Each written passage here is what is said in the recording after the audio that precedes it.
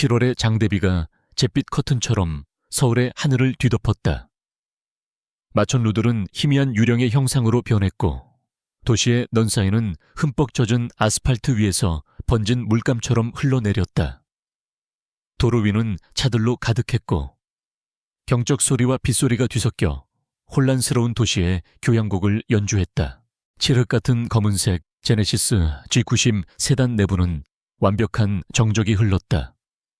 바깥 세상의 혼돈은 두꺼운 방음 유리를 뚫고 들어오지 못했고 빗소리만이 아득한 배경음악처럼 들려왔다. 깨끗하게 정화된 차 안공기는 고급 가죽과 은은한 샌다루드, 에센셜 오일 향으로 가득했다. 권력과 평온함을 동시에 드러내기 위해 특별히 제작된 향이었다. JX그룹의 강지훈 회장이 뒷좌석에 앉아 있었다. 29의 나이에 대한민국 굴지의 재벌그룹 역사상 최연소 회장이 된 남자. 그의 얼굴은 얼음으로 조각한 듯 완벽하게 각진 윤곽과 차갑고 깊은 눈매를 가지고 있었고 그 눈빛 속에는 늘 날카로운 계산이 숨어 있었다. 검은 머리는 한치의 오차도 없이 정돈되어 있었고 이탈리아에서 맞춤 제작한 슈트에는 주름 하나 없었다. 손에 든 태블릿 PC의 불빛이 그의 얼굴을 비추며 복잡한 재무제표에 집중하는 모습을 부각했다. 강지훈에게 세상은 숫자와 전략, 그리고 비즈니스라는 거대한 체스판 위에 말들로 이루어져 있었다. 감정은 사치이자 완벽한 방정식을 망칠 수 있는 불필요한 변수일 뿐이었다. 그는 방금 외국인 투자자들과의 6시간짜리 회의를 마친 참이었다. 말 한마디, 미간의 미세한 찌푸림 하나가 수조 원 규모의 거래를 결정짓는 치열한 심리전이었다. 그는 언제나처럼 승리했다. 하지만 티는 기쁨을 가져다 주지 않았다. 그저 예상된 결과이자 자신의 능력을 재확인하는 절차에 불과했다. 승리 뒤에 찾아오는 공허함은 이미 익숙한 동반자였다. 회장님, 자택으로 바로 가시겠습니까? 운전기사인 이 기사의 목소리가 내부 인터컴을 통해 정중하게 울렸다. 그는 20년 넘게 강씨 일가를 모셨고 이 젊은 회장 주변에 숨막히는 분위기를 견딜 수 있는 몇 안 되는 사람 중 한 명이었다. 그러지 지훈이 화면에서 눈을 떼지 않은 채 몸이 건조하게 대답했다. 차는 강남대로를 부드럽게 미끄러져 나아갔다. 지훈은 가볍게 관자놀이를 눌렀다. 거대한 제국을 짊어진다는 보이지 않는 압박감은 때로 그를 지치게 했다. 사람들은 그를 선망과 질투, 그리고 두려움이 섞인 눈으로 바라봤다. 경영의 천재, 21세기의 마이더스의 손이라 불렀다. 하지만 이 자리에 오르기 위해 그가 무엇을 희생했는지는 아무도 몰랐다. 젊음, 인간관계, 그리고 영혼의 일부까지도. 그는 자신의 심장 주위에 얼음벽을 쌓았다. 어떤 것에도 상처받거나 흔들리지 않기 위한 난공불락의 요새였다. 그때 차가 강하게 흔들리며 멈춰 섰다. 급정거의 충격으로 차체가 앞으로 쏠렸다. 지훈은 미간을 찌푸렸다. 예기치 않은 방해를 그는 혐오했다. 이 기사, 무슨 일이지? 회장님, 저기 아이가 갑자기 도로로 뛰어들었습니다. 이 기사의 목소리에는 당황한 기색이 역력했다. 지훈이 고개를 들었다. 굵은 빗줄기와 눈부신 헤드라이트 불빛 너머로 작은 인형이 차 바로 앞에 서 있었다. 67살쯤 되어 보이는 여자아이였다. 낡은 노란색 비옷을 입고 있었고 비에 젖은 머리카락이 두 뺨에 달라붙어 있었다. 아이는 마르고 지저분했지만 지훈의 시선을 끈 것은 그 눈이었다. 헤드라이트 불빛 아래 그 눈에는 두려움이 없었다. 크고 둥근 눈은 이상할 정도로 밝게 빛나며 고집스러운 의지를 담고 있었다. 이 기사가 창문을 살짝 내렸다. 그의 목소리가 밖으로 새어나갔다. 얘야, 위험에 어서 보도로 올라가렴. 하지만 아이는 움직이지 않았다. 오히려 차 옆으로 달려와 지훈이 앉은 쪽에 방탄 유리를 두드렸다. 작고 더러운 손이 고급스러운 차창을 두드렸다. 빵빵빵. 뒤따르던 차들의 경적 소리가 조급하게 울려 퍼지기 시작했다. 지훈의 불쾌감은 극에 달했다. 길 잃은 아이, 성가신 존재. 이 기사, 경찰에 연락해 미아 신고하고 빨리 처리하도록. 네, 회장님. 하지만 이 기사가 휴대폰을 들기도 전에 아이의 맑지만 절박한 목소리가 두꺼운 유리를 뚫고 희미하게 들려왔다. 아저씨, 택시 맞죠? 제발 한 번만 태워주세요. 엄마가 너무 아파요. 병원에 가야 해요. 택시 지훈은 실소를 터뜨렸다. 이 한정판 제네시스 Q90을 택시로 착각하다니 어이가 없었다. 그는 무시하기로 마음먹었다. 듣지 못한 척하면 그만이었다. 그의 시간은 금보다 비쌌고 이런 하찮은 일에 낭비할 수 없었다. 아이는 계속해서 문을 두드렸다. 목소리에는 울음이 섞여 있었다. 제발요. 아저씨, 계속 택시를 잡았는데 아무도 안 세워줬어요. 엄마가 모르는 사람 귀찮게 하면 안 된다고 했는데. 근데 엄마가 숨을 잘 못 쉬어요. 너무 무서워요. 엄마가 숨을 잘 못 쉰다고. 그 두 마디가 날카로운 바늘처럼 지훈의 얼어붙은 요새를 갑자기 찔렀다. 그가 묻어버리려 애썼던 머나먼 기억. 희미한 이미지가 머릿속을 스쳐 지나갔다. 다정한 얼굴, 따뜻한 미소, 그리고 과거의 먼지 속으로 사라진 약속. 그는 아이를 바라보았다. 빗물과 눈물이 작은 얼굴 위로 뒤섞여 흘러내렸다. 아이는 추위 때문인지 두려움 때문인지 몸을 떨고 있었다. 하지만 그 눈 속의 의지는 조금도 꺾이지 않았다. 그것은 동정을 구하는 나약함이 아니었다. 가장 소중한 사람을 위해 싸우는 작은 병사의 용기였다. 이상하고 낯선 감정이 지훈의 마음속에서 피어올랐다. 이성은 이것이 보안상의 위험이며 시간 낭비이고 자신과는 무관한 일이라고 속삭였다. 하지만 오래전에 죽었다고 생각했던 심장이 희미하게 고동쳤다. 뒷차들은 여전히 시끄럽게 경적을 울려댔다. 바깥의 혼돈과 내면의 갈등. 수년 만에 처음으로 강지훈은 이성이 아닌 다른 무언가에 따라 행동했다. 아, 기사. 네. 회장님, 문 열어. 이 기사는 순간 자기 귀를 의심했다. 결벽증이 있고 낯선 일을 극도로 싫어하는 강 회장님이 더러운 아이를 이 귀한 채 태우라고 명령하다니. 하지만 회장님, 문 열라고 했다. 지훈의 목소리는 더 이상 평탄하지 않았다. 거부할 수 없는 단호함이 실려 있었다. 묵직한 차문이 부드럽게 열렸다.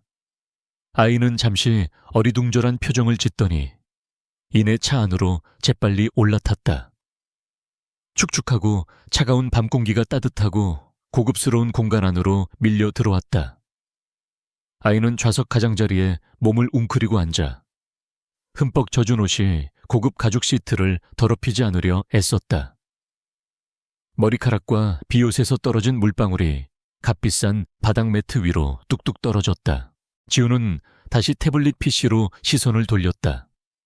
방금 자신이 한 일이 사소한 경영상의 결정인 것처럼 평소의 냉정한 모습을 되찾으려 애썼다.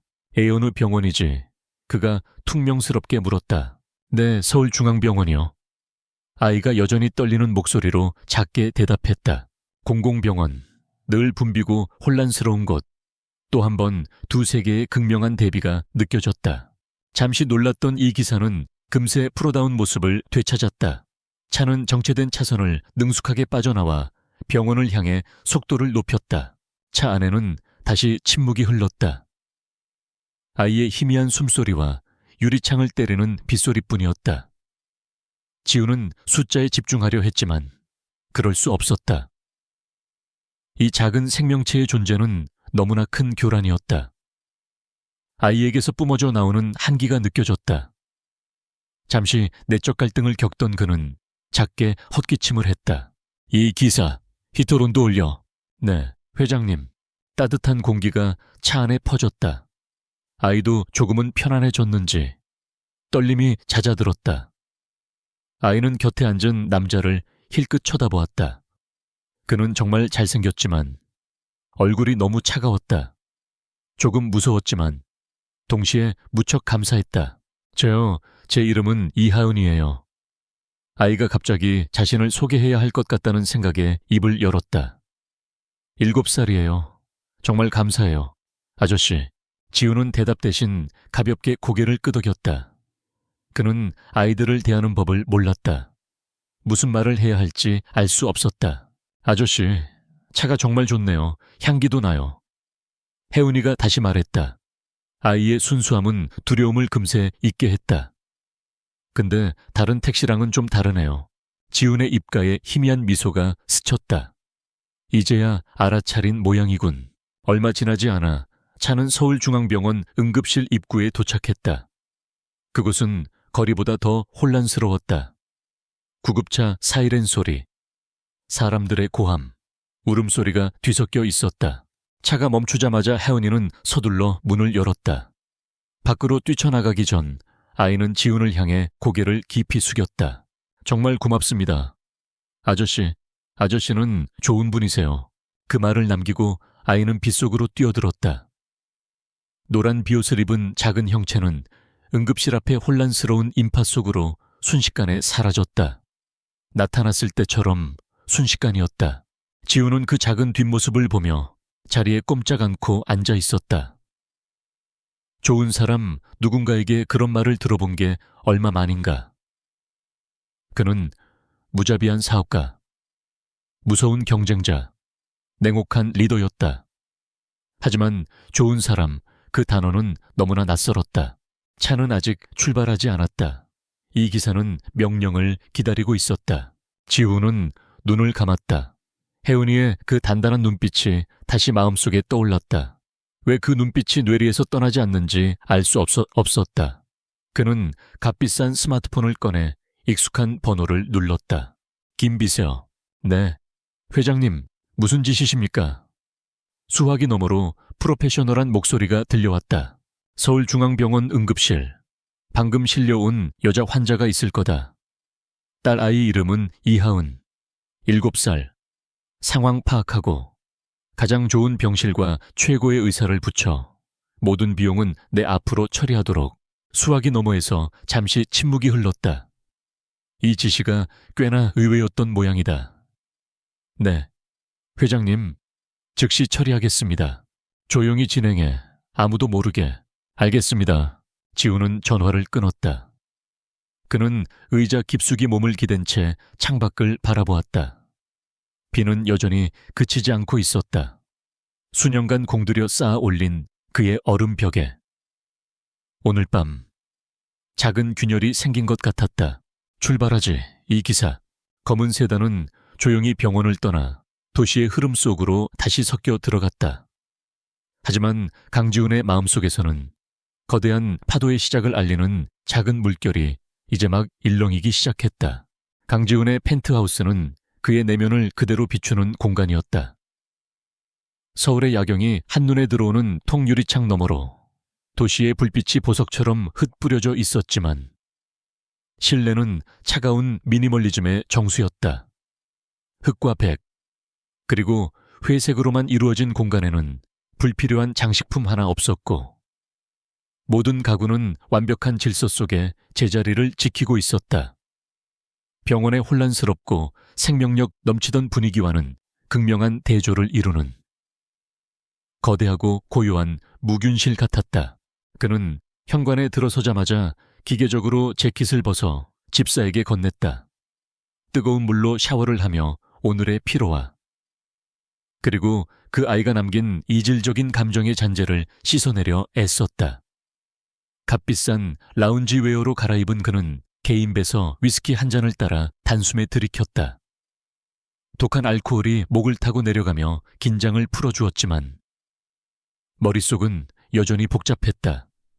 다시 태블릿을 들고 일에 집중하려 했지만 화면 속 숫자와 그래프는 눈에 들어오지 않았다. 대신 빗속에서 자신을 올려다보던 그 작고 단단한 눈빛이 자꾸만 아른거렸다. 외부의 질서를 뒤흔든 침입자는 이제 그의 내면까지 파고 들어와 있었다. 그때 개인 비서인 김 비서로부터 전화가 걸려왔다. 회장님, 편히 쉬고 계십니까? 용건만 말해. 아, 네. 회장님, 차량 내부 세차를 진행하던 중 아이의 것으로 보이는 물건이 발견되어 보고 드립니다. 어떻게 처리할까요? 지우는 순간적으로 미간을 찌푸렸다. 그 아이의 흔적, 불쾌한 침입의 증거였다. 버려. 그의 목소리는 칼날처럼 차가웠다. 알겠습니다. 즉시 폐기, 아니. 지훈은 자신도 모르게 김 비서의 말을 끊었다. 왜 그랬을까? 알 수 없었다. 단지 그 아이가 남긴 유일한 흔적을 그렇게 허무하게 없애고 싶지 않다는 충동이 일었다. 가져와봐. 얼마 지나지 않아. 김 비서가 직접 펜트하우스로 찾아왔다. 그는 정중하게 작은 벨벳 주머니를 지훈에게 건넸다. 지훈은 무심한 표정으로 주머니를 받아 열었다. 그 안에서 나온 것은 조악하기 짝이 없는 머리핀 하나였다. 공장에서 대량으로 찍어낸 플라스틱 제품이 아니었다. 아마도 나무나 지점토 같은 것으로 만든 듯 표면이 살짝 울퉁불퉁했다.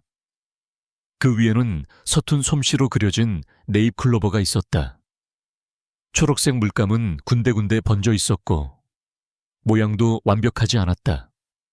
하지만 그 안에는 만든 이의 정성과 마음이 고스란히 담겨 있었다. 싸구려일지는 몰라도 세상에 단 하나뿐인 물건이었다. 네잎 클로버. 그것을 보는 순간 지훈의 머릿속에 잠겨있던 기억의 수문이 세차게 열렸다.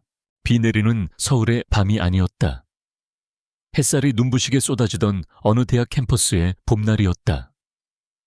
벚꽃이 팝콘처럼 흩날리던 교정, 잔디밭에 앉아 환하게 웃던 한 여자의 모습, 긴 생머리를 하나로 질끈 묶고 낡은 청바지에 흰 티셔츠만 입었을 뿐인데도 누구보다 빛나던 사람, 윤서연. 그녀는 네잎클로버를 좋아했다. 거창한 행운이 아닌 일상 속의 작은 행운의 상징이라며 풀밭을 뒤져 네잎클로버를 찾는 것을 즐겼다. 그리고는 직접 만든 클로버 모양 액세서리를 주변 사람들에게 선물하곤 했다. 기억 속에서 서연이 웃으며 말했다. 지훈아, 이건 내 거야. 널 지켜줄 행운의 부적, 그녀가 건네주었던 것도 꼭 이렇게 생긴 네잎클로버 머리핀이었다. 강지훈 회장이 되기 전 그가 그저 지훈이었던 시절의 기억, JX그룹의 후계자라는 무거운 갑옷을 입기 전 유일하게 그의 마음을 무장해제시켰던 사람. 그러나 어느 날 갑자기 아무런 말도 없이 연기처럼 그의 인생에서 사라져버린 사람. 지훈은 손안의 머리핀을 세게 움켜쥐었다. 딱딱하고 거친 감촉이 그의 손바닥을 파고들었다. 7년 동안 억지로 닫아두었던 기억의 상자가 열리자 잊고 있던 통증이 심장을 날카롭게 찔렀다. 이 머리핀은 대체 같은 시각 서울중앙병원 지훈의 비밀스러운 지시 덕분에 윤서연은 소란스러운 응급실이 아닌 조용한 1인실에서 눈을 떴다.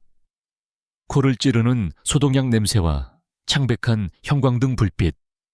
서연은 몽롱한 정신을 가다듬으며 힘겹게 몸을 일으켰다.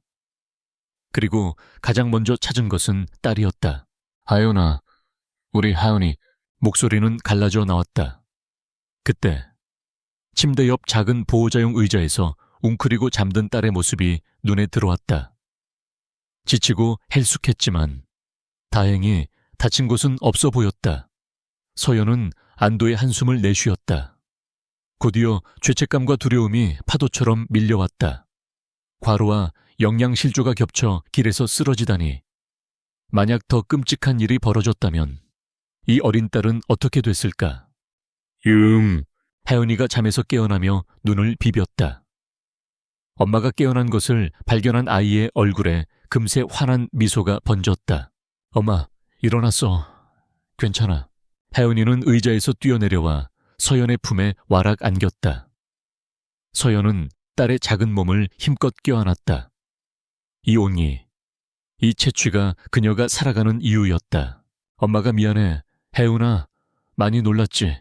아니야. 나 하나도 안 무서웠어. 혜은이는 고개를 저으며 자랑스럽게 말했다. 내가 엄마 병원에 데려왔는 걸 엄청 멋진 차를 탄 아저씨가 도와줬어. 혜은이는 어젯밤의 모험을 신이 나서 늘어놓기 시작했다.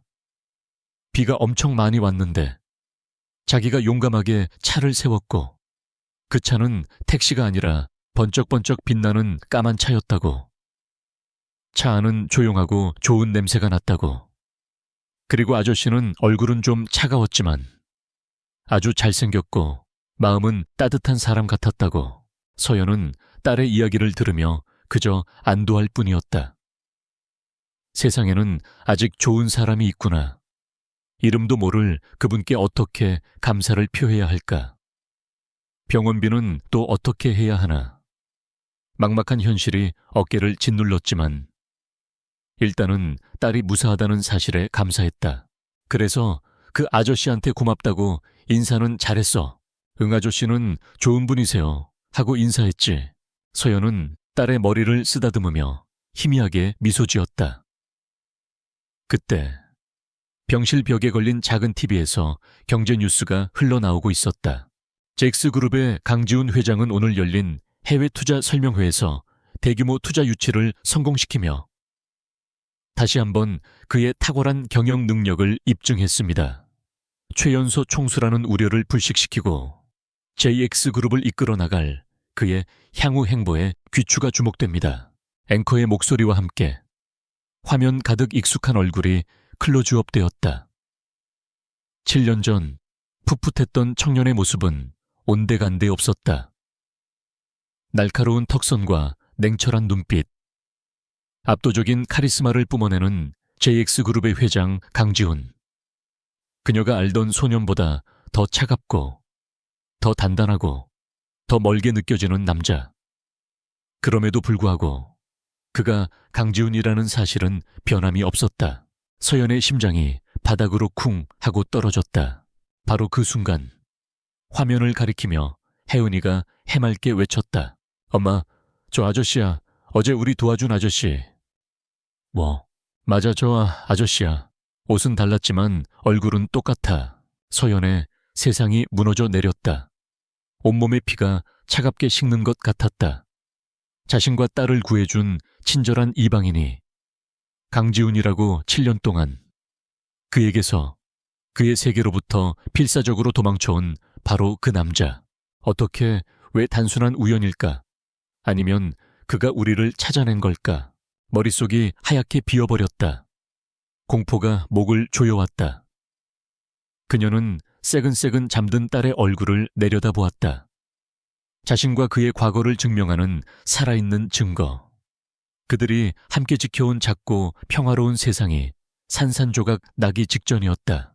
서연은 저도 모르게 마른 입술을 깨물었다. 두려움에 떠는 그녀의 눈동자에 TV 화면 속 강지훈의 냉정한 얼굴이 비치고 있었다. 강지훈의 세계는 다시 완벽한 통제해 있는 듯 보였다. JX타워 최상층에 위치한 그의 집무실은 도시 전체를 발 아래에 둔 권력의 정점이었다. 거대한 창밖으로 서울의 스카이라인이 장엄하게 펼쳐져 있었고 실내는 그의 펜트하우스처럼 미니멀하고 위압적인 분위기를 풍겼다. 그는 해외 지사장들과의 화상회의를 주재하고 있었다. 복잡한 시장 전략을 해부하고 날카로운 질문으로 임원들을 몰아붙이는 그의 목소리는 평소처럼 침착하고 단호했다. 완벽한 연기였다. 하지만 그의 내면은 그렇지 않았다.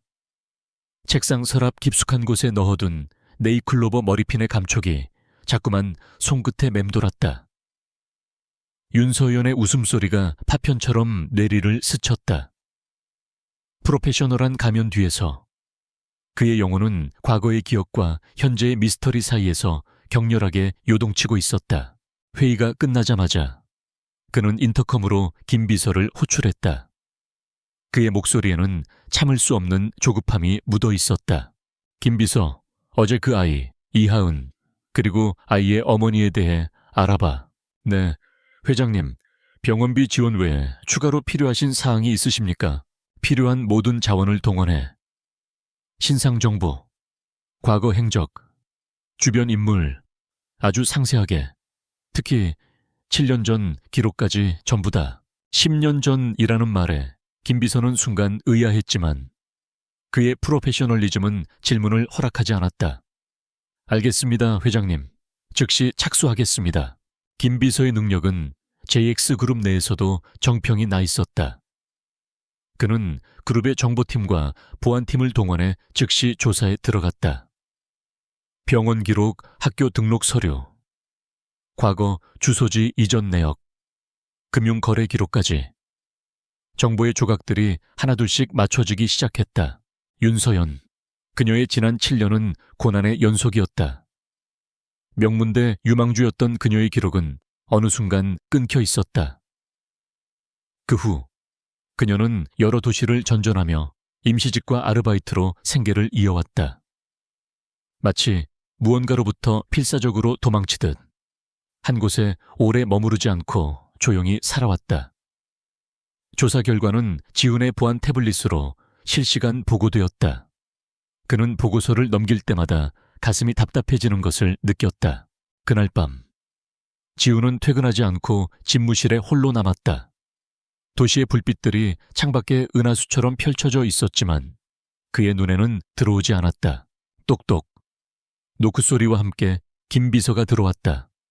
그의 얼굴은 평소의 냉철함을 잃고 복잡한 감정으로 굳어 있었다. 그 표정만으로도 그가 가져온 소식의 무게를 짐작할 수 있었다. 회장님, 요청하신 최종 보고서입니다. 김 비서는 두꺼운 파일을 지훈의 책상 위에 올려놓았다. 지훈은 말없이 파일을 열었다. 첫 장에는 윤서연과 이하은의 사진이 있었다. 공원 벤치에 앉아 아이스크림을 먹으며 환하게 웃고 있는 모습이었다. 행복해 보였지만 서연의 얼굴에는 지워지지 않는 고단함의 그늘이 어려 있었다. 지훈은 사진 속 혜은의 얼굴에서 자신의 어린 시절을 어렴풋이 보았다. 그는 마른 침을 삼키며 다음 장을 넘겼다. 윤서연의 지난 7년간의 기록, 그리고 이하은의 출생증명서 사본. 부부의 이름은 공란으로 비어 있었다. 하지만 출생일은 그가 마지막으로 서연을 만났던 날로부터 정확히 9개월 뒤였다. 심장이 쿵쾅거리기 시작했다. 손이 미세하게 떨렸다. 그리고 마지막 장에 모든 것을 결정짓는 문서가 있었다. 유전자 감식 결과 보고서. 김 비서는 이 모든 것을 예상했다는 듯 차량 시트에서 발견된 하은의 머리카락 몇 올을 채취해 지훈의 데이터와 비밀리에 비교 분석을 의뢰했던 것이다. 친자 관계 확률 99.99999%. 세상이 멈췄다. 천재적인 두뇌로 수조 원의 비즈니스를 움직이던 그의 이성적인 사고 회로가 완전히 정지했다. 그의 심장에 거대한 지진이 일어났다. 충격, 불신, 그리고 해일처럼 밀려오는 후회. 딸이 있었다. 그가 제국을 건설하는 동안 그의 딸은 가난 속에서 힘겹게 자라고 있었다.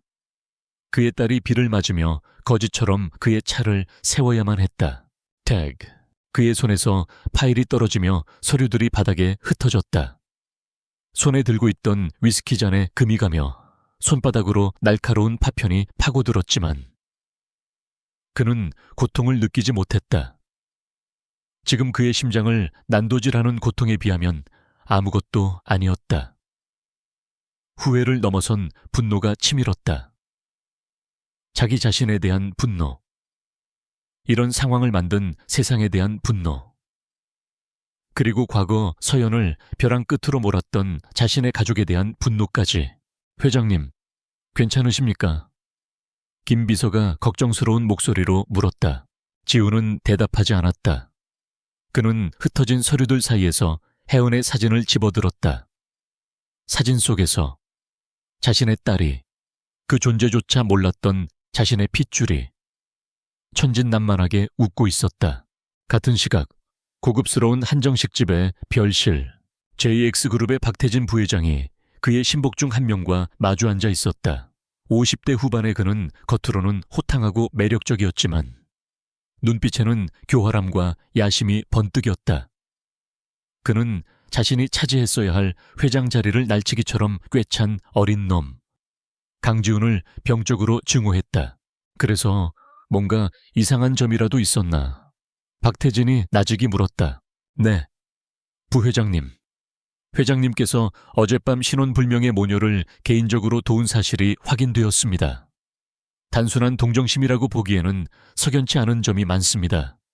김비서를 시켜 서울중앙병원 VIP 병실로 옮기고 모든 비용을 회장님 개인 명의로 처리하라고 지시했습니다.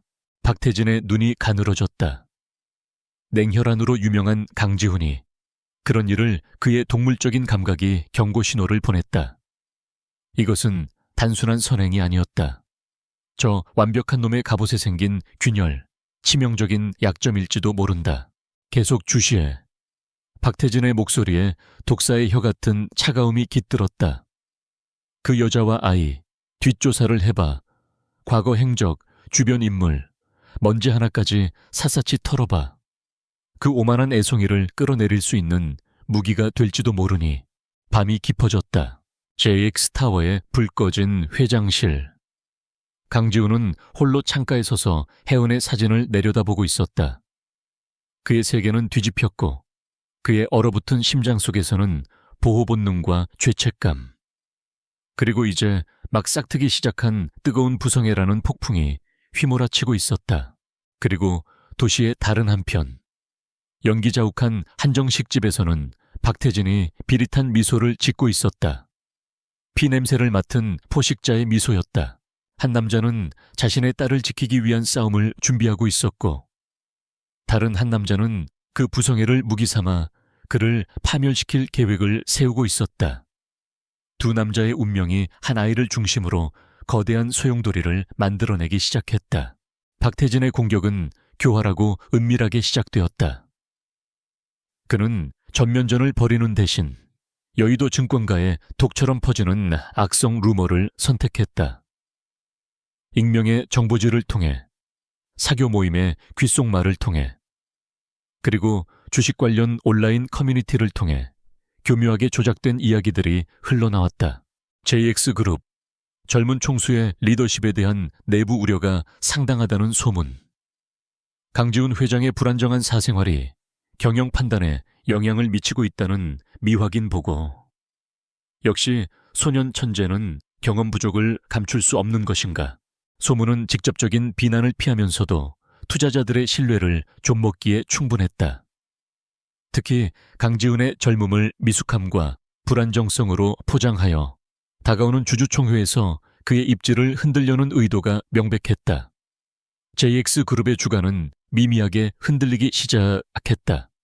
시장은 화재 자체보다 연기가 피어오른다는 사실에 더 민감하게 반응했다. 박태진은 그의 사무실에서 이 모든 상황을 만족스럽게 지켜보고 있었다. 그는 돈으로 매수한 한 경제지 기자와 통화하며 나직이 속삭였다. 불을 지필 필요는 없어. 사람들이 연기를 보고 어딘가에 불이 났다고 믿게 만들 정도면 충분해.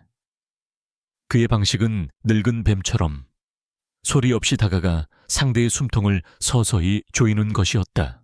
첫 번째 공격에 이어 두 번째 공격은 더욱 노골적이었다. 박태진은 그의 영향력을 이용해 서울중앙병원을 압박하기 시작했다. 갑작스러운 위생점검단이 들이닥쳐 병원 전체를 샅샅이 뒤졌고 병원 이사회 소속인 박태진의 한 할입가 병원장에게 전화를 걸어 VIP 병동의 한 환자 윤서연에 대한 과도한 특혜에 대해 의문을 제기했다. 윤서연의 존재를 병원 측의 부담으로 만들어 그녀를 밖으로 내쫓고 그 과정에서 그녀에 대한 정보를 더 캐내려는 속셈이었다. 아직 몸을 추스르던 서연은 병원의 분위기가 미묘하게 변했음을 감지했다. 간호사들은 그녀를 대할 때 불안한 기색을 보였고 병원장은 안부 인사를 가장하여 그녀를 찾아와 캐묻는 듯한 질문들을 던졌다. 그녀는 자신이 완전히 노출되었다는 공포에 휩싸였다. 다시 도망쳐야 한다는 본능이 되살아났다. 혜은이의 손을 잡고 아무도 모르는 곳으로 또다시 사라져야 한다고. 그녀는 의사의 만류에도 불구하고 퇴원 수속을 밟으려 했다. 하지만 강지훈은 박태진보다 한 수 위였다. 그의 정보팀은 증권가의 루머와 병원에 가해지는 압박을 실시간으로 감시하고 있었다. 모든 배후에 박태진과 연결된 유령 회사와 언론 연락책이 있다는 사실까지 순식간에 파악했다. 보고를 받은 지훈의 반응은 즉각적이고 단호했다. 그는 당황하는 대신 행동에 나섰다. 그가 직접 병원으로 향했다. 7년 만에 첫 대면이었다. 서연은 병실 문을 열고 들어서는 그를 보고 얼어붙었다. 지훈은 더 이상 그녀의 기억 속에 있는 다정한 청년이 아니었다. 압도적인 존재감을 뿜어내는 JX그룹의 회장이었다. 서연의 눈에 적개심과 방어적인 태도가 가득했다. 왜 이제 와서? 우리 좀 내버려둬. 당신 도움 따위 필요 없어. 지훈은 과거를 회상하러 온 것이 아니었다. 그의 목소리는 낮고 단단했지만 그 안에는 낯선 책임감의 무게가 실려 있었다. 박태진 부회장, 그가 당신과 아이를 노리고 있어.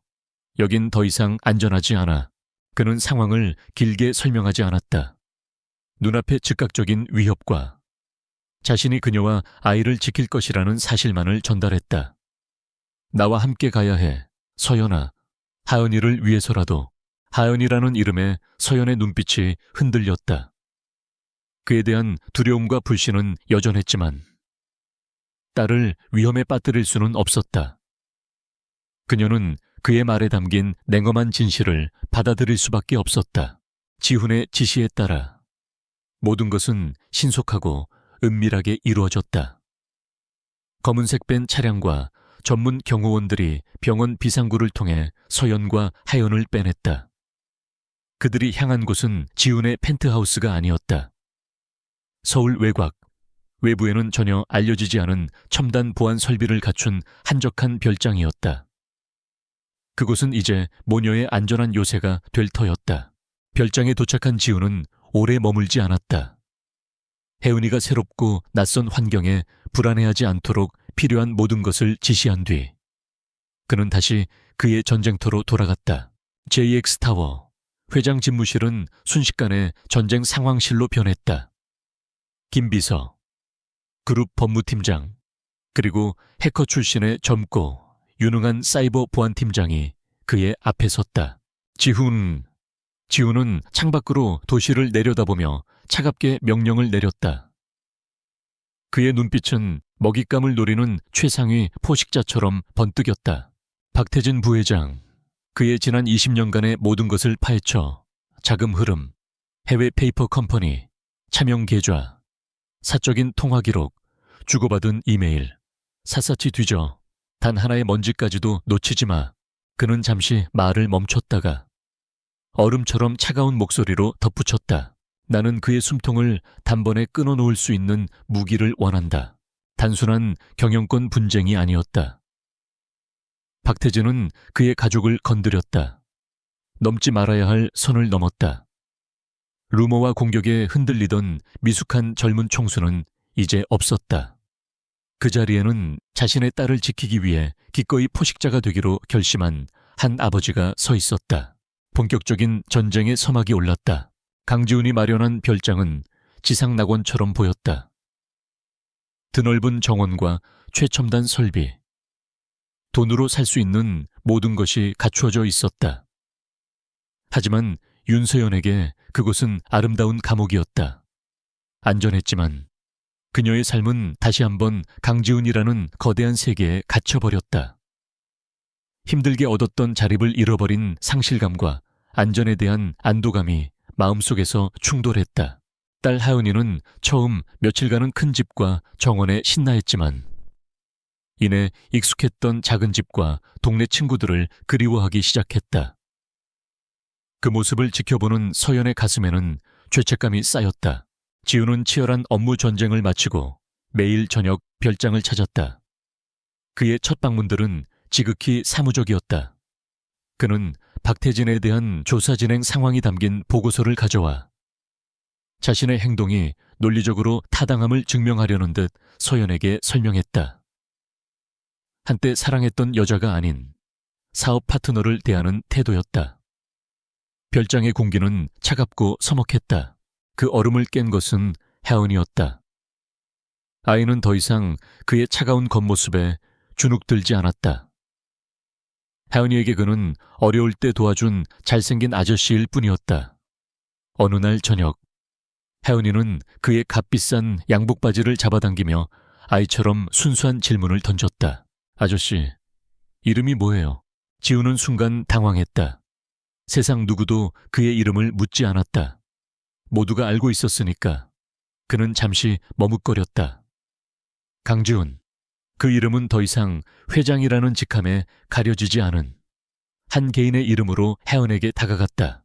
이 모습을 본 서연이 다급히 둘 사이를 중재했다. 혜연아, 이분은 엄마를 도와주시는 옛날 친구분이셔. 이것은 혜연이를 위한 임시방편의 거짓말이었지만 지우는 이상하게도 그 거짓말에서 편안함을 느꼈다. 아버지라는 진실의 무게보다 친구라는 가벼운 역할이 지금의 그에겐 덜 부담스러웠다. 그렇게 한 아버지의 서투른 발걸음이 시작되었다. 지우는 경영학적 사고방식으로 하연의 마음을 얻으려 했다. 김 비서를 시켜 시중에서 가장 비싸고 인기 있는 장난감들을 싹쓸이해 왔다. 거실을 가득 채운 장난감 상자 앞에서 혜연이는 예의 바르게 감사 인사를 했지만 진심으로 기뻐 보이지는 않았다. 아이는 여전히 엄마가 만들어준 낡은 헝겊 인형을 가장 아꼈다. 지훈을 위한 첫 번째 교훈 아이의 마음은 돈으로 살 수 없다. 며칠 뒤 그는 전략을 수정했다. 그는 혜은에게 직접 물었다. 무엇을 가장 좋아하지? 아이는 망설임 없이 외쳤다. 딸기 아이스크림이요. 다음 날 별장 냉동고는 세계 각국의 가장 비싼 딸기 아이스크림 수십 종류로 가득 찼다. 그는 어색하게 아이스크림 하나를 건넸고 두 사람은 광활한 거실에서 말없이 아이스크림만 먹었다. 어색했지만 시작이었다. 그는 경청하는 법을 배우고 있었다. 진정한 변화는 어느 날 밤 찾아왔다. 혜은이가 잠을 이루지 못하고 뒤척이다가 책 한 권을 들고 지훈에게 다가왔다. 아저씨, 책 읽어주세요. 재무제표와 법률 계약서만 읽어온 그에게 동화책은 미지의 영역이었다. 그는 딱딱한 목소리로 아무런 감정 없이 글자만 읽어 내려갔다. 그러자 혜은이가 까르르 웃음을 터뜨렸다. 아저씨, 진짜 재미없게 읽는다. 보통 때 같았으면 불쾌했을 지적이었지만 그는 오히려 흥미를 느꼈다. 그는 헛기침을 한 번 하더니 어색하게 늑대 목소리를 흉내내기 시작했다. 형편없는 연기였지만 하은이는 진심으로 즐거워하며 자지러지게 웃었다. 지훈을 위한 두 번째 교훈 완벽함이 아니라 노력하려는 마음이 중요하다. 그는 생전 처음 들어보는 아이의 웃음소리에 심장 깊은 곳이 따뜻해지는 것을 느꼈다. 감정의 전환점은 정원에서 찾아왔다. 하연이가 혼자 운동화 끈을 묶으려 낑낑대다가 잘 되지 않자 속이 상해 조용히 눈물을 훔치고 있었다. 창가에서 그 모습을 본 지훈의 첫 번째 본능은 가정부를 부르는 것이었다. 하지만 그는 망설였다. 그리고는 정원으로 걸어 나갔다. JX그룹의 위대한 강지훈 회장이 값비싼 정장을 입은 채로 풀밭 위에 무릎을 꿇었다. 그는 아무 말 없이 아이의 작은 발을 자신의 무릎 위에 올려놓고 서툰 손길로 운동화 끈을 묶어주었다. 그가 고개를 들었을 때 혜은이는 커다란 눈으로 그를 가만히 올려다보고 있었다. 그리고 아이는 예상치 못한 행동을 했다. 작은 손을 뻗어 마치 그를 위로하듯 그의 머리를 쓰다듬었다. 괜찮아요, 아저씨. 저도 잘 못해요. 그러고는 햇살처럼 환한 미소를 지어 보였다. 그 순수한 위로의 손길과 해맑은 미소. 그것은 그의 마지막 방어벽을 완벽하게 허물어뜨렸다. 심장을 둘러싸고 있던 얼음벽은 금이 가는 수준이 아니라 완전히 녹아내렸다. 그는 난생 처음 느껴보는 순수하고 무조건적인 사랑의 파도가 자신을 덮치는 것을 느꼈다. 자신의 아이, 그의 핏줄, 아이를 품에 안고 모든 것을 말해주고 싶은 충동을 간신히 억눌렀다. 그 따스함은 너무나 강렬해서 거의 고통스러울 정도였다. 그날 밤 별장을 떠나는 차 안에서 지우는 보고서를 보고 있지 않았다. 그는 허공을 응시하고 있었다. 한참 만에 그가 입을 열었다. 김 비서, 내일 스케줄 전부 취소해. 김 비서는 깜짝 놀랐다. 하지만 회장님, 내일은 중요한 아시아 지부장 회의가 취소하라고 했다. 지훈의 목소리는 단호했다. 그는 자신의 손을 내려다보았다. 혜은이의 작은 손길이 남긴 온기가 여전히 느껴지는 듯했다. 그는 결심했다. 박태진과의 전쟁도 중요하지만 지금 그에게는 더 중요한 일이 생겼다. 바로 아버지가 되는 법을 배우는 것이었다. 그의 삶의 우선순위가 송두리째 바뀌는 순간이었다. JX타워의 워룸은 JX그룹의 가장 뛰어난 두뇌들이 모인 신경 중심부였다. 복잡한 데이터 흐름, 암호화된 통신 내역, 위성 지도가 수십 개의 스크린을 가득 채우고 있었고 그 중심에 강지훈이 있었다. 아버지가 되겠다는 그의 개인적인 결심은 그의 일에 무서운 집중력을 더해주었다. 이것은 더 이상 회사를 지키기 위한 싸움이 아니었다. 자신의 딸이 살아갈 미래를 지키기 위한 전쟁이었다. 찾았습니다, 회장님. 사이버 보안팀장 아레스가 외쳤다. 그는 해커 출신의 젊은 천재였다. 그의 손가락이 키보드 위를 날아다니더니 스크린에 복잡한 자금 흐름도가 나타났다. 박 부회장의 자금 세탁 루트입니다. 케이맨 제도의 유령 회사를 거쳐 최측근 명의의 차명 계좌로 흘러들어가는 비자금입니다. 마침내 늙은 여우의 꼬리가 잡혔다. 법무팀장은 즉시 국제법상의 허점을 파고들어 자금 동결 절차에 착수했고 김 비서는 박태진의 측근들을 회유하고 압박할 인적 정보망을 가동했다. 거대한 그물망이 박태진을 향해 서서히 그러나 확실하게 좁혀지고 있었다. 한편 박태진은 자신의 제국이 흔들리는 것을 피부로 느끼고 있었다. 승인하지 않은 내부 감사가 시작되었고 자금줄 역할을 하던 정계와 금융계의 동맹들은 갑자기 그의 전화를 피했다. 강지훈이 자신의 목을 조여오고 있다는 사실을 깨달았다. 그의 오만함은 점차 초조함으로 그리고 마침내는 광기 어린 절박함으로 변해갔다. 그는 자신의 가장 무자비한 신복을 불렀다. 전직 특수부대 출신의 행동대장이었다. 강지훈이 내 목을 조여오고 있다.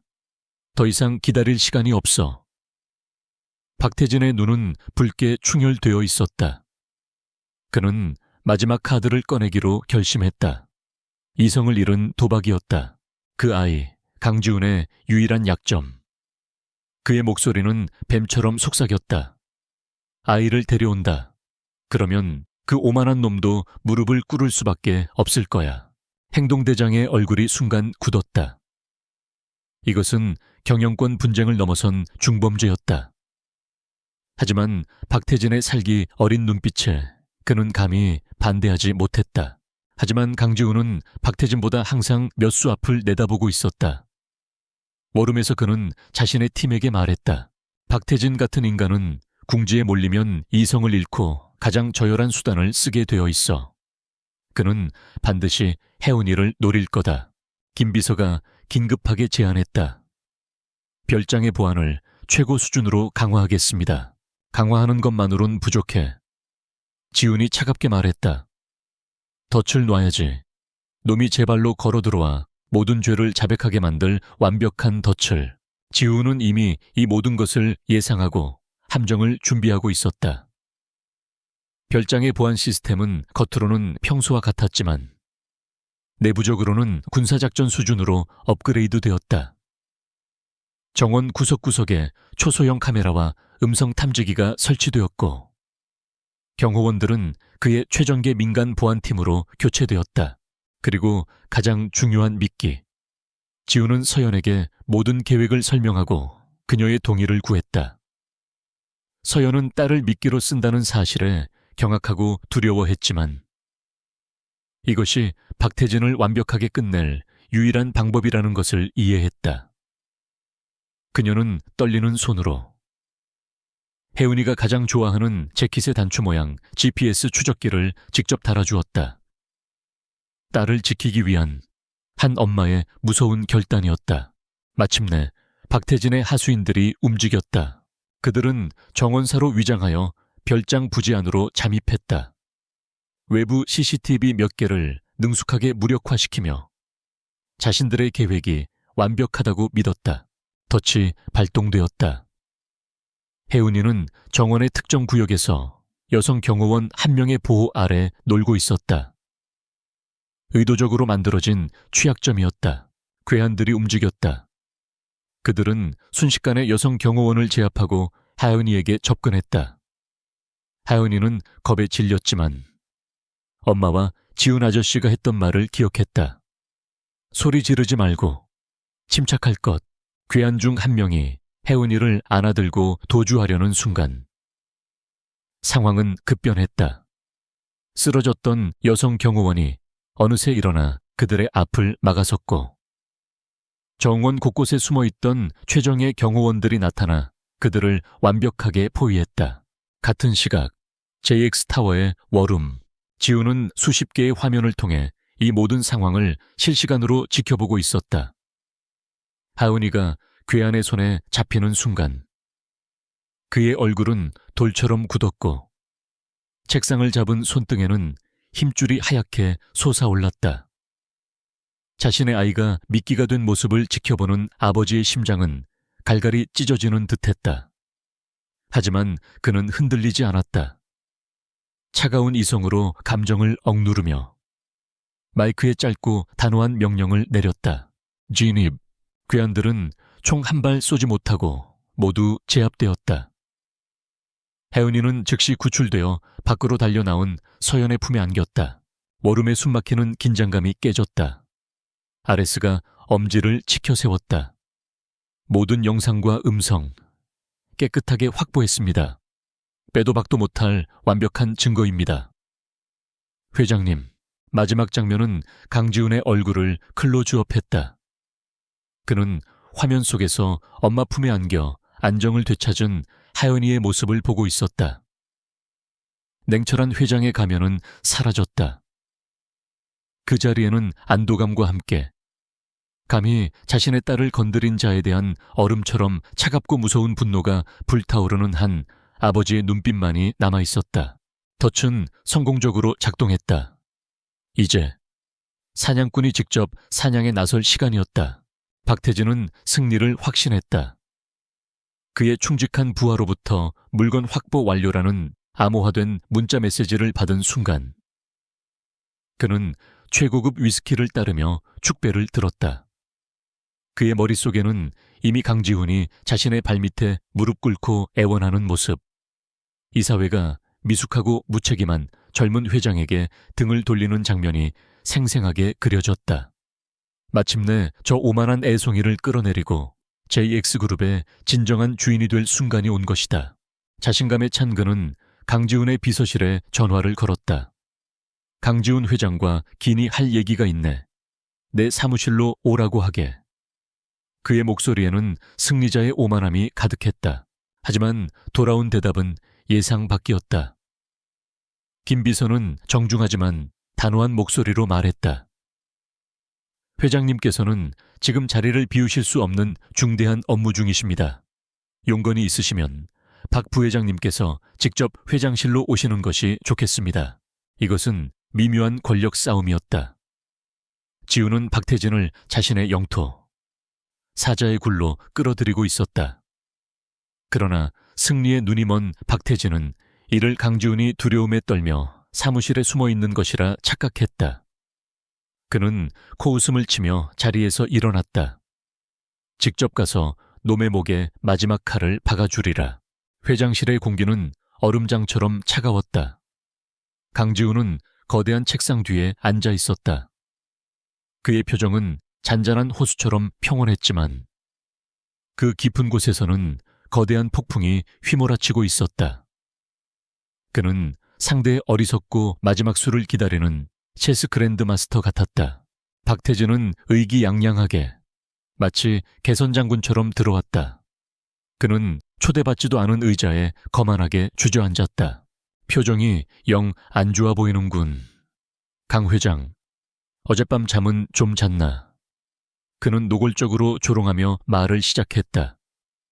그는 길 잃은 아이에 대해 이야기했고 만약 그 아이가 다치기라도 하면 얼마나 끔찍한 일이 될지 넌지시 암시했다.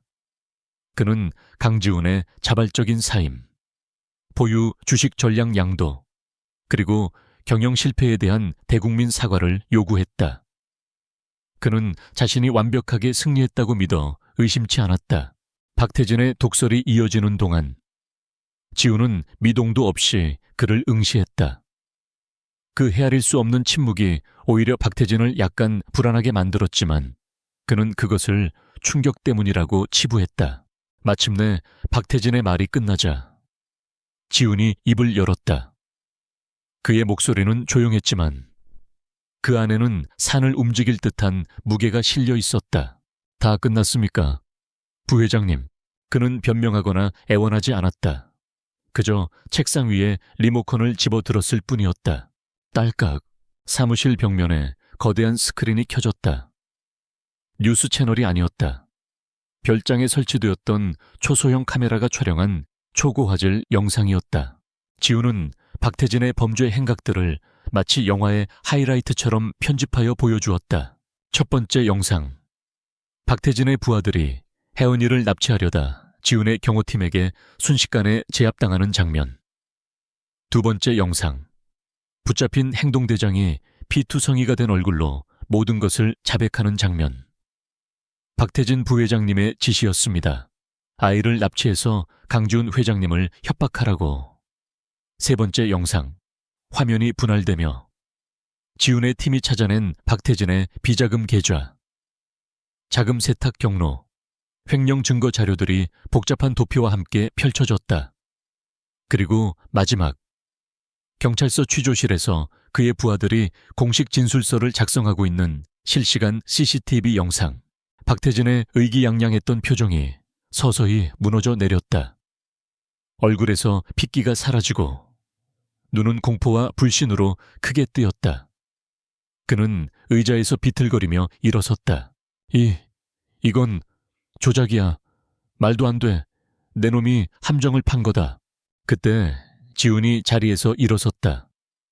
그의 거대한 그림자가 파들파들 떨고 있는 박태진을 덮었다. 지훈의 목소리는 더 이상 차갑기만 한 것이 아니었다. 그 안에는 모든 것을 불태워 버릴 듯한 무서운 분노가 담겨 있었다. 당신은 단순히 경영권 다툼에서 선을 넘은 게 아니야. 지훈의 눈이 맹수처럼 번뜩였다. 당신은 내 딸을 건드렸어. 그는 책상 위 인터컴 버튼을 눌렀다. 김비서, 경찰분들, 안으로 모시게. 사무실 문이 열리고 밖에서 대기하고 있던 경찰들이 들어왔다. 그들은 넋이 나간 채 서 있는 박태진에게 다가갔다. 박태진 씨, 미성년자 납치 교사 및 특정 경제범죄 가중처벌 등에 관한 법률상 횡령 혐의로 긴급 체포합니다. 당신은 변호사를 선임할 수 있으며 늙은 여우. 박태진은 저항조차 하지 못했다. 그는 완벽하게 패배했다. 젊은 사자의 체스판 위에서 그는 외통수 체크메이트에 걸려든 것이다. 경찰들에게 끌려나가며 박태진의 텅 빈 눈은 마지막으로 강지훈을 향했다. 돌처럼 굳은 얼굴로 자신을 내려다보는 그 젊은 회장의 모습은 그가 평생 잊지 못할 악몽이 될 터였다. 박태진 부회장의 긴급 체포 소식은 JX그룹과 대한민국 금융계 전체를 뒤흔든 거대한 지진과 같았다. 미성년자 납치 교사와 수천억 원대 횡령. 충격적인 혐의 내용이 언론을 통해 대서특필되자 JX그룹의 주가는 개장과 동시에 폭락하기 시작했다. 그룹은 창사 이래 최악의 혼란에 휩싸였다. 박태진이 체포 직전 소집했던 긴급 이사회는 예정대로 진행되었다. 그의 몰락으로 취소될 것이라 생각했던 모두의 예상을 뒤엎은 결정이었다. 박태진의 파벌에 속해 있던 보수적인 원로 이사들이 회의 강행을 주도했다. 그들에게 이 위기는 곧 기회였다. 그들은 리더를 잃었지만 이 모든 혼란의 책임을 강지훈에게 떠넘겨 그를 끌어내리고 자신들의 사람을 임시회장으로 앉힐 마지막 기회라고 판단했다. 이사회 회의실의 공기는 살얼음판처럼 팽팽했다. 한쪽에는 적대감과 비난으로 가득 찬 원로 이사들이 진을 치고 있었다. 반대편에는 김비서 등 소수의 측근만을 대동한 채 강지훈이 홀로 앉아 있었다. 그는 수적으로 완벽하게 불리해 보였다. 언론과 투자자들의 모든 시선이 이 고립된 젊은 왕에게 쏠려 있었다. 마침내 박태진 파벌의 좌장격인 최 이사가 자리에서 일어났다. 그의 목소리는 회의실 전체에 울려 퍼졌다. 여러분, JX그룹의 추락하는 주가를 보십시오. 창업주께서 피땀으로 일군 이 회사의 명성이 하루아침에 땅에 떨어졌습니다. 이 모든 사태의 원인이 어디에 있다고 생각하십니까? 그는 강지훈을 날카롭게 쏘아보며 준비한 마지막 카드를 꺼내 들었다. 바로 강지훈 회장의 무책임하고 부도덕한 사생활 때문입니다. 숨겨둔 여자와 아이 문제로 박태진 부회장을 자극하고 결국 이런 끔찍한 사태를 유발한 것 아닙니까? 회사를 개인적인 문제에 휘말리게 한 리더는 자격이 없습니다. 최 이사는 강지훈에 대한 불신임안을 긴급 발의하며 외쳤다. 회사를 위기로 몰아넣은 무책임한 총수는 즉시 물러나야 합니다. 회의장은 벌집을 쑤신 듯 소란스러워졌다. 여론은 순식간에 지훈에게 불리하게 돌아갔다. 바로 그때 침묵을 지키던 강지훈이 조용히 자리에서 일어섰다. 그는 완벽하게 침착했다. 그의 목소리는 낮았지만 모든 소음을 압도하는 힘이 있었다. 네, 저에게는 딸이 있습니다. 그는 부끄러움 없이 조용한 위엄을 담아 사실을 인정했다. 회의장이 순간 조용해졌다. 그리고 저는 제 딸을 지키기 위해 아버지로서 할 수 있는 모든 것을 했습니다. 그 어떤 아버지라도 그랬을 겁니다. 그의 솔직함은 개인적인 비난의 칼날을 무디게 만들었다. 그는 잠시 말을 멈췄다가 회의실에 모인 모두를 둘러보며 말을 이었다. 하지만 이 사태의 본질은 제 사생활이 아닙니다. 지난 수십 년간 JX그룹의 심장부에 뿌리내린 암적인 존재입니다. 지훈의 손짓에 따라 회의실에 대형 스크린이 켜졌다. 그가 보여준 것은 박태진 개인의 범죄 증거가 아니었다. 그것은 거대한 부패의 네트워크였다. 박태진을 중심으로 바로 이 자리에 앉아있는 몇몇 원로 이사들이 어떻게 수년간 회사의 자금을 횡령하고 내부 정보를 이용해 주식 거래를 하고 회사를 좀먹어 왔는지를 보여주는 자금 흐름도와 통신 기록들이었다. 비난을 퍼붓던 최 이사의 이름이 횡령 자금 흐름도의 가장 윗부분에서 선명하게 빛나고 있었다. 회의장은 경악으로 가득 찼다. 고발하던 자들이 순식간에 피고인으로 전락했다. 완벽하게 전세를 뒤집은 지훈은 멈추지 않았다.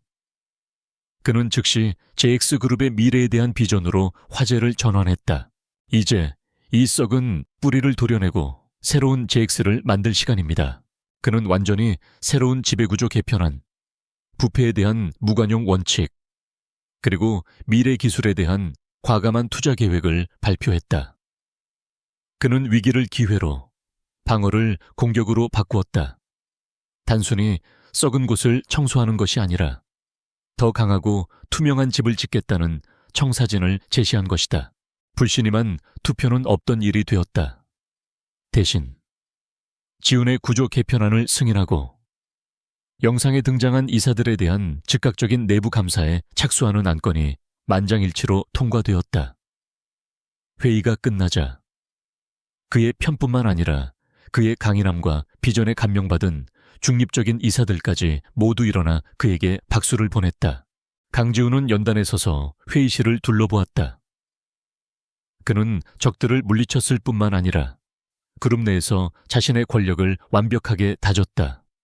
그는 더 이상 어린 천재가 아닌 진정한 왕으로서 자신의 가치를 증명했다. 그의 눈빛은 흔들림 없었다.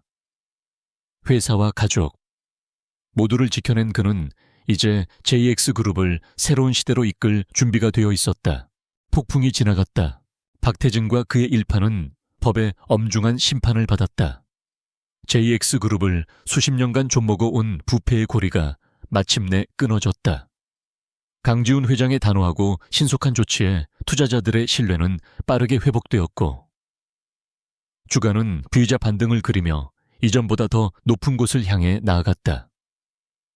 그는 회사를 위기에서 구했을 뿐만 아니라 대대적인 개혁을 통해 더 투명하고 강한 조직으로 재탄생시켰다. 언론은 그를 위기를 기회로 바꾼 젊은 거인이라 칭송했다. 기업의 폭풍은 멎었지만 지훈의 마음속에는 아직 해결해야 할 또 다른 폭풍이 남아 있었다. 그는 이제 외부의 적이 아닌 자신의 과거와 마주해야 했다. 별장의 분위기는 눈에 띄게 달라졌다. 더 이상 위협이 사라진 그곳은 요새가 아닌 평온한 안식처가 되어가고 있었다. 지훈은 그곳에서 보내는 시간이 점점 늘어났다. 그는 더 이상 저녁에 잠깐 들르는 방문객이 아니었다.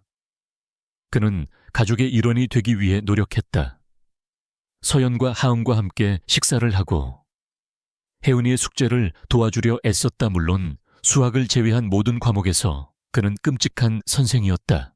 이런 작은 일상의 순간들은 지훈과 서연 모두에게 낯설고 어색했다. 그들은 혜은이를 위해 예의 바른 친구처럼 행동했지만 두 사람 사이에는 7년이라는 거대한 강이 흐르고 있었다. 차마 꺼내지 못한 말들, 묻지 못한 질문들, 그리고 깊은 후회가 침묵 속에서 무겁게 떠다녔다. 아이의 직감은 예리했다.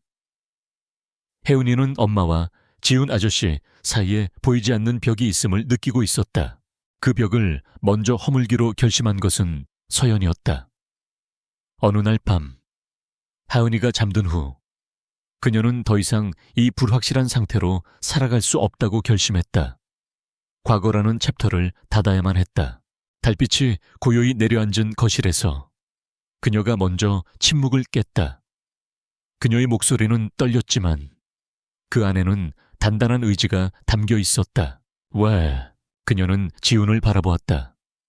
그의 눈동자에 비친 자신의 모습을 보며 7년 동안 가슴속에 응어리져 있던 질문을 꺼냈다. 왜 나를 찾지 않았어? 7년 동안. 그것은 원망이자 마지막 남은 미련이었다. 그가 자신을 충분히 사랑하지 않았던 걸까?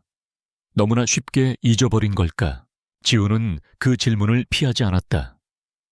그는 마침내 회장이라는 갑옷을 완전히 벗어던지고 상처받았던 한 남자로서 그녀와 마주했다. 찾았어. 당신이 사라진 직후 미친 듯이 찾아다녔어.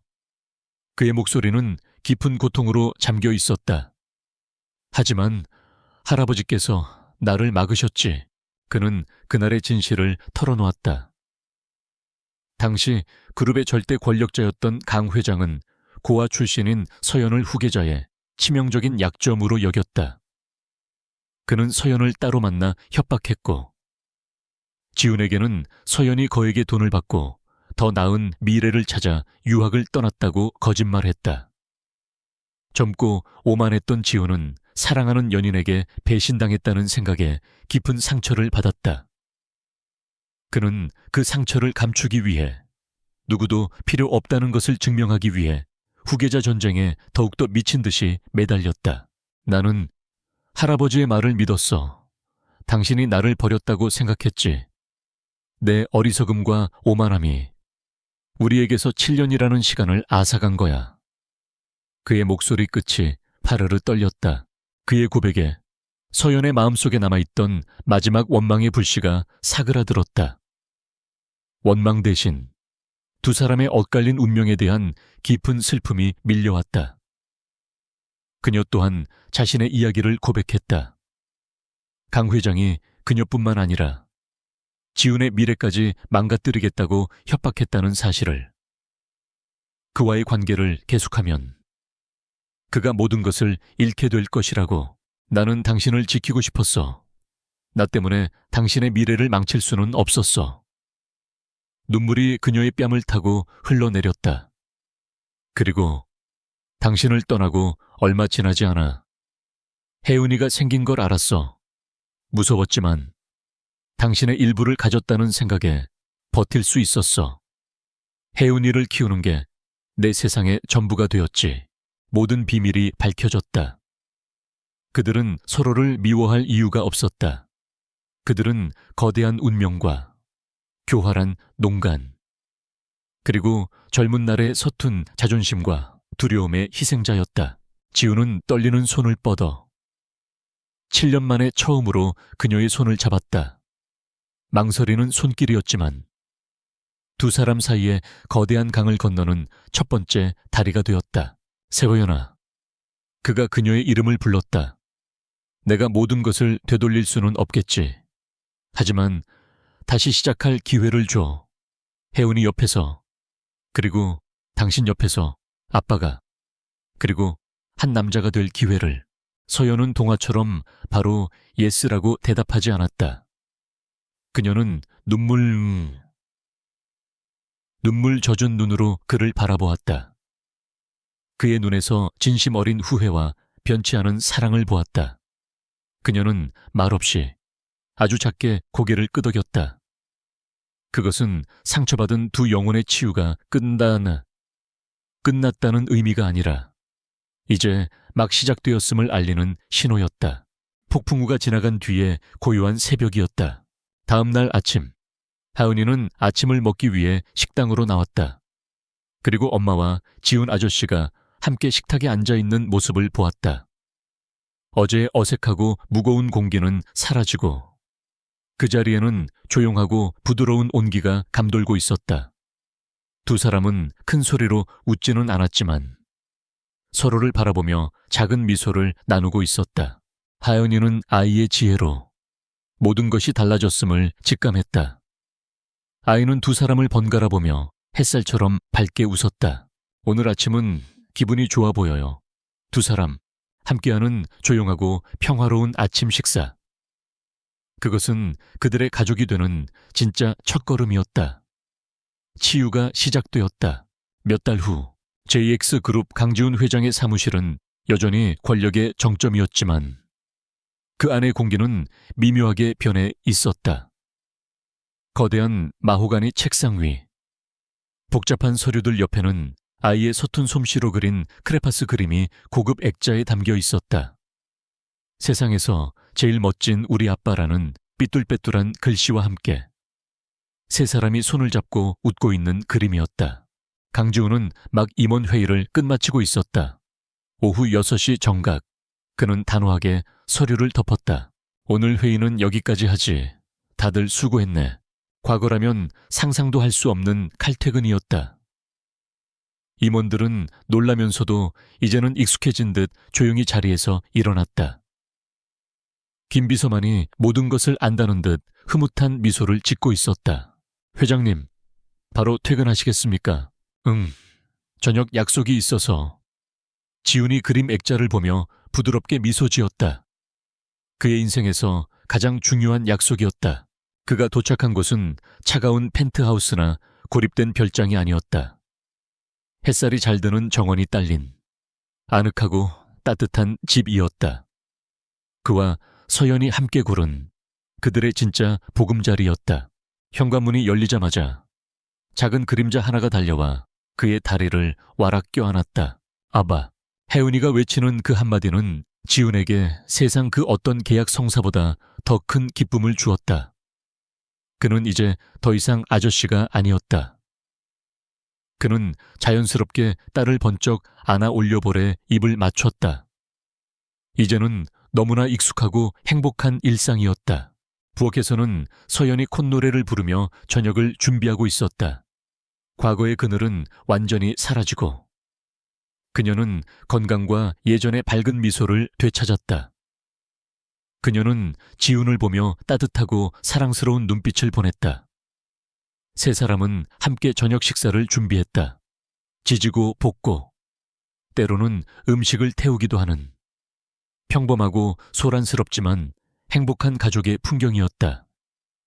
이야기의 시작점에서 각자 외로움 속에 갇혀있던 세 사람의 모습과는 너무나 다른 완벽한 그림이었다. 그날 밤, 혜은이가 잠든 후 지훈과 서연은 테라스에 앉아 밤하늘의 별을 바라보고 있었다. 요즘 당신 웃는 일이 정말 많아졌어요. 서연이 그의 어깨에 기대며 속삭였다. 지훈은 그녀의 손을 부드럽게 감싸 쥐었다. 당신과 하은이가 내 세상의 중심이 되었으니까 당연한 일이야. 그는 진심을 고백했다. 수년간 그는 권력과 성공이 전부라고 믿었다. 하지만 그것은 텅 빈 승리였다는 것을 이제는 알았다. 나는 모든 것을 가졌다고 생각했지만 사실은 아무것도 없었어. 내 인생의 가장 중요한 퍼즐 조각을 놓치고 있었던 거지. 그의 고백에 서연은 그의 손을 더 꽉 잡았다. 그들의 상처는 아물었고 그 자리에는 더 깊고 단단한 사랑이 뿌리내리고 있었다. 어느 화창한 주말 오후, 세 사람은 서울숲 공원으로 나들이를 나왔다. 한때 대한민국 경제를 움직이던 냉철한 승부사. 강지훈은 이제 잔디밭에 무릎을 꿇고 딸과 함께 비눗방울 놀이를 하고 있었다. 그의 값비싼 셔츠는 흙투성이가 되었지만 그의 얼굴에는 순수한 기쁨의 미소가 가득했다. 그는 더 이상 다른 사람의 시선을 의식하지 않았다.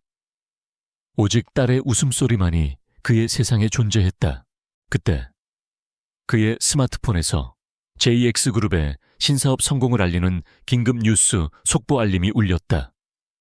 그는 잠시 화면을 들여다보더니 희미하게 미소 짓고는 망설임 없이 휴대폰을 주머니에 넣었다. 그리고는 다시 딸에게로 시선을 돌렸다. 그의 삶의 우선순위가 무엇인지를 보여주는 완벽한 증거였다. 이야기의 마지막 장면, 지훈과 서연은 손을 꼭 잡고 천천히 공원 길을 걷고 있었다. 조금 앞에서는 혜은이가 나비를 쫓아다니며 햇살 아래서 즐겁게 뛰놀고 있었다. 아이가 뒤를 돌아보며 그들을 향해 손을 흔들었다. 태양보다 더 밝은 미소였다. 지훈과 서연도 함께 미소로 화답했다. 한 소녀가 택시로 착각했던 작은 실수는 한 남자의 얼어붙은 세계를 녹이고 엇갈렸던 운명을 바로잡아 세상에서 가장 따뜻한 가족을 만들어낸 거대한 기적이 되었다. 차가운 아스팔트 위에서 시작된 그들의 운명은 이제 햇살 가득한 풀밭 위에서 영원히 계속될 것이다.